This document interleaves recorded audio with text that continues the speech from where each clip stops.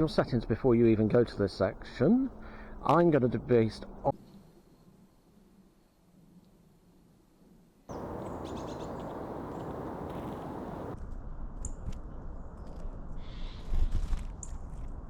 Good day, boys and girls, and welcome to a secret location in the local woods. Now, I've been setting this up for quite some time. You've probably seen quite a few trail cameras, and I have been getting a buzzard which is coming frequently down to this location to get that chick which is on there.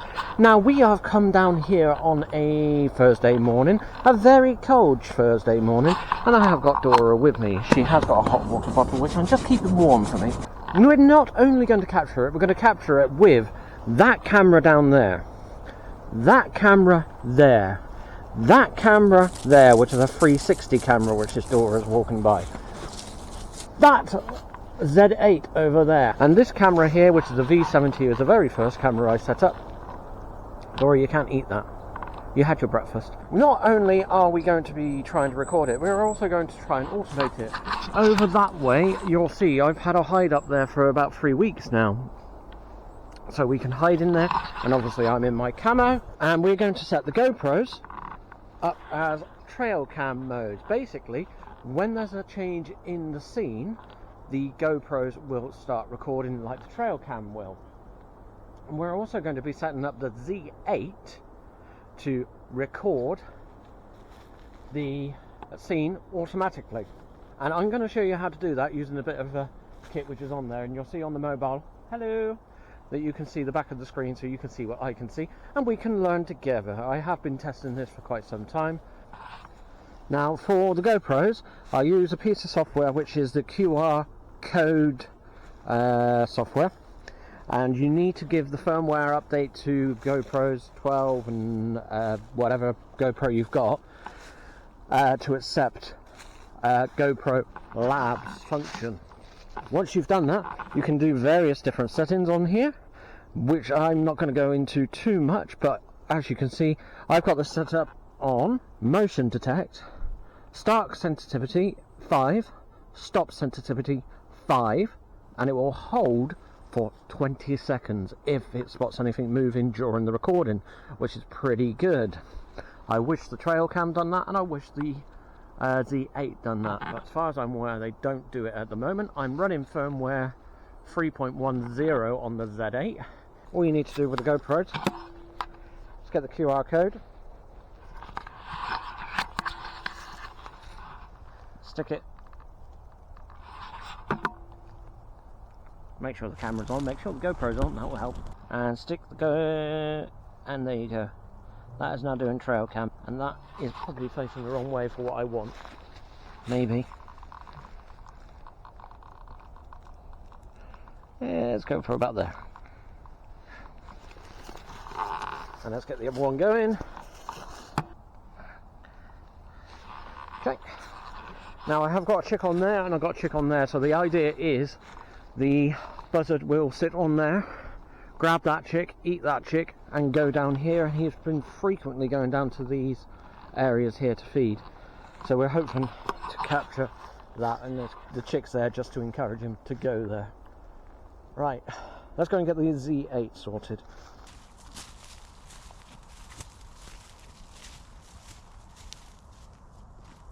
Now I'm going to change the setting to video type. This is not important, but I'm going to change it to 10-bit.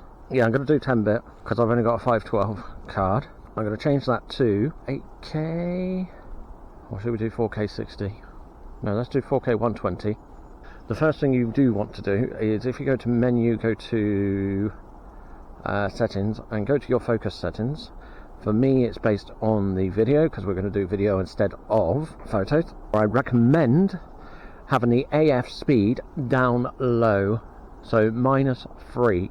That way, if it loses the subject, or it doesn't see the subject for a couple of seconds, it's not going to go straight off to a different place. And I also do the tracking quite high. I've got it on 2. That's what's really important. The other settings I've got, I'm going to do that down to F5, because that's what I like. And I'm going to do 180 degrees angle. We go to menu, we go to the video, we go to auto capture, which is the very bottom. We go to set. Bearing in mind that you need your settings before you even go to this section, I'm going to do based on motion and distance. I'm not going to bother with detect, because detect, if I turn that on and go to OK, you'll see that I can do detect, but I cannot do bird at the moment. I could do auto, so we'll keep it on auto just in case it makes a difference. But we are going to instead just go to motion and distance. These are important as well, especially distance. You want to have a little bit of distance between you and the subject. I have currently got it on 0, and you can use the half shutter and the AF on to change that. So AF on is for the nearest, so I can check to see how near that is using the red dot in the very middle, and that will tell me it's 2.4 meters. I'm going to change that down to at least, well, I'm going to change it down to 0.8. Why not? But because I know it's 2.4, again, you can use, if you want, the shutter to get the distance, or you can change it so manually. So I'm going to set it what it is and go up a little bit. I'm going to go 3.8 just to make sure that we're covered. And we haven't got the background, because it has got a habit of going straight to the background if it cannot see the subject. But hopefully, changing the AF speed and the AF sensitivity, we've prevented that from happening. Once you've got that set up, we're going to do record time for 20 seconds, and we're going to do a wait time of none. However, it does mean when it gets to the end of that 20 seconds, it will stop. Once you've got it all set up, you press the info button to go to the start screen, and then press the red record button to start recording. And when something moves in front at the right distance, it will start recording. Bargain. Ooh, don't kick it at the same time. Right, now we're going to go, Cora's there with her bed. We're going to go and hide in here and wait for the buzzer to come in the next 20-30 minutes, if we're very lucky.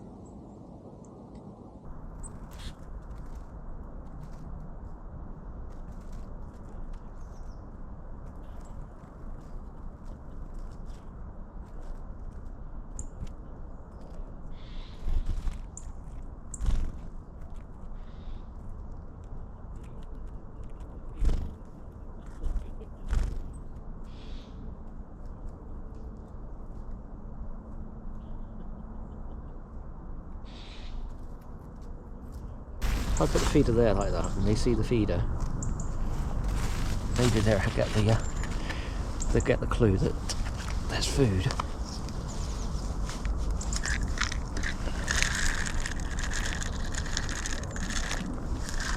On there like that. So I've made a few changes. I've put some nuts up there to bring some other birds down, and I've taken the nuts away from the bird feeder over there, just because then we have actually got something. I've put the chick so it's further down into the log. It still can be seen from above, but it cannot be seen very well from the camera. So hopefully we can get some decent shots of at least some tits. And I'm going to have to take away the phone to record it, because the phone is starting to die, and I don't have another battery or another way to charge that.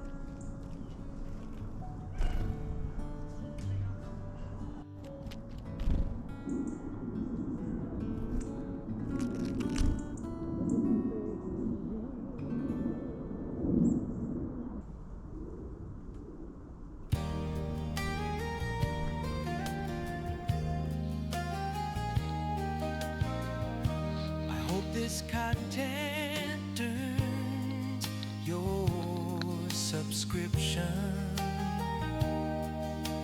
Please let me know in the comments what you would like to see.